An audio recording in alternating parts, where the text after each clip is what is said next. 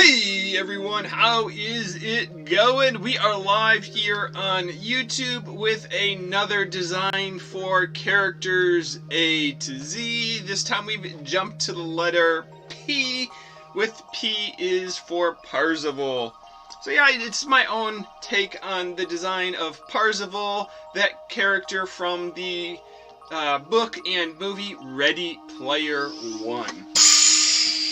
So when it comes to the letter P, I had a handful of choices available to me.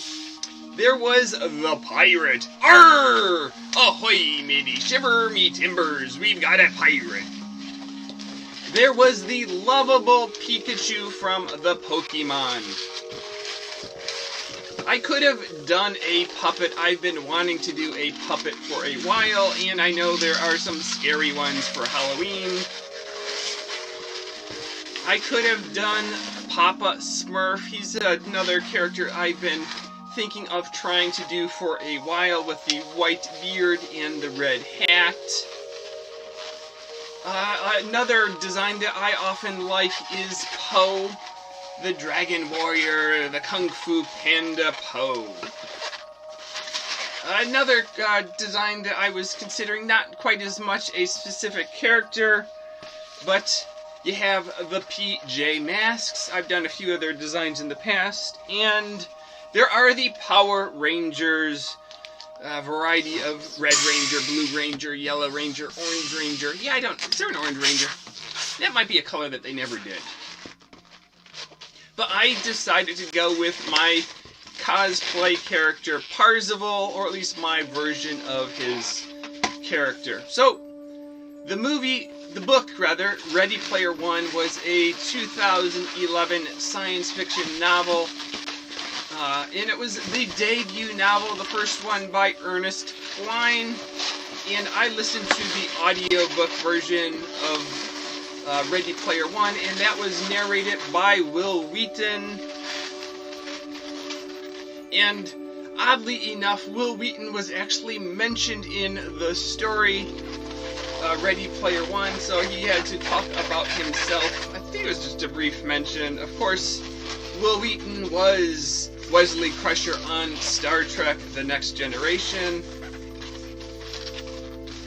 So the story is set in the future, but it is a nostalgia piece for the past.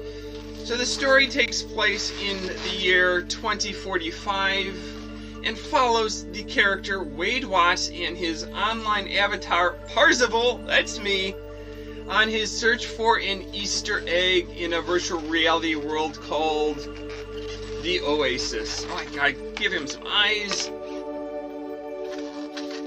There was a film adaptation of the movie that was released in 2018, and a sequel to the book Ready Player 2 that was released last year at Thanksgiving time. And I actually listened to that book, also narrated by Wil Wheaton. And part of the reason I loved the book and the movie so much was that it was really a nostalgia trip. So they are looking for Easter eggs from the creator of the Oasis, and he grew up in the 80s, so he is thinking, there's all of the things that he loved from his childhood of the 80s.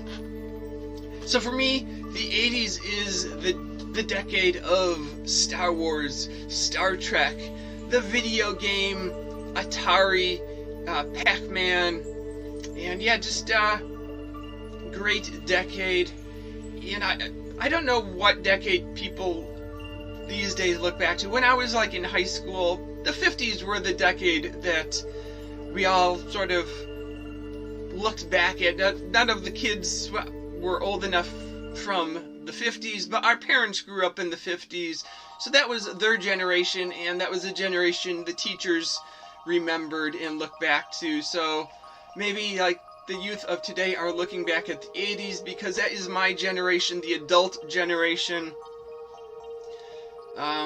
It wasn't like the 50s and 60s with the Apollo space race and the Mercury missions and all that, but it was the age of the home computer and technology that was just growing by leaps and bounds at the time.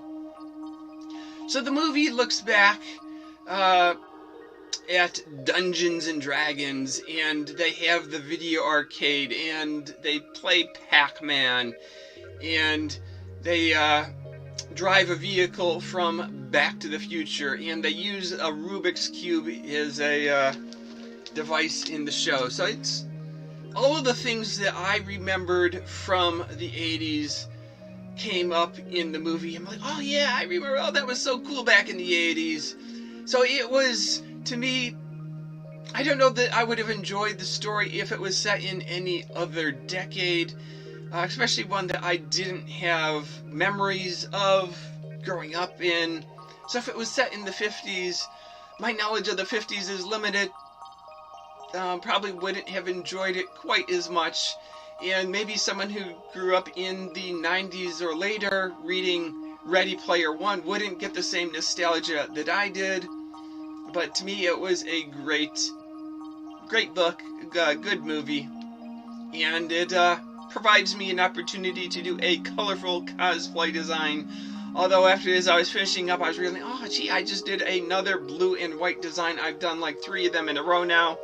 I have to get into a different color scheme. Don't know why we did a dragon other than he could be blue and white.